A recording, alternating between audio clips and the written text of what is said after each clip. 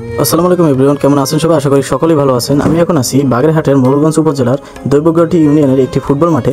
তো এখানে আজকে একটি 8 দলীয় ফুটবল টুর্নামেন্টের আয়োজন করা হয়েছে। আজকে প্রথম খেলায় যে দুটি টিম অংশগ্রহণ করেছে সেটা হচ্ছে দৈবগড়টি ক্রীড়া সংঘ একাদশ বনাম শরণখোলা ক্রীড়া চত্র একাদশ। খেলাটি শুরু হয় 5টা বাজে। তখন আমি এখানে চলে গেছিলাম খেলা দেখতে। গিয়েই দেখি হাজার হাজার দর্শক আছে।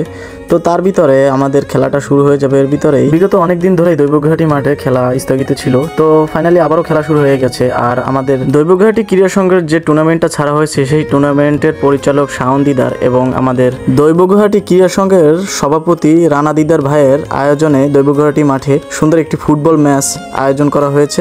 এবং টুর্নামেন্টের আজকে প্রথম ম্যাচে খেলাটি খুবই শান্তশিষ্টভাবে উঠেছে, আপনারা দেখতেই পারতেছেন। এবং আবহাওয়া খুব সুন্দর রয়েছে এবং চারিপাশে অনেক দর্শকও রয়েছে। দৈবগড়টি মাঠের আজকের প্রথম টুর্নামেন্টে যে দল অংশগ্রহণ করেছিল সেটা হচ্ছে দৈবগড়টি ক্রীড়া সংঘ একাদশ বনাম শরণখোলা ক্রীড়া চত্র। তাদের ভিতরে দৈবগড়টি 3-1 গোলে শরণখোলাকে হারিয়ে জয়যুক্ত করেছে। দৈবগড়টির দর্শক এবং স্থানীয় যারা রয়েছে তারা অনেক খুশি, কারণ দৈবগড়টি তাদের টিম জয়যুক্ত হয়েছে। খেলাটি খুবই সুন্দর লাগছিল এবং পরিবেশটা খুবই অসাধারণ।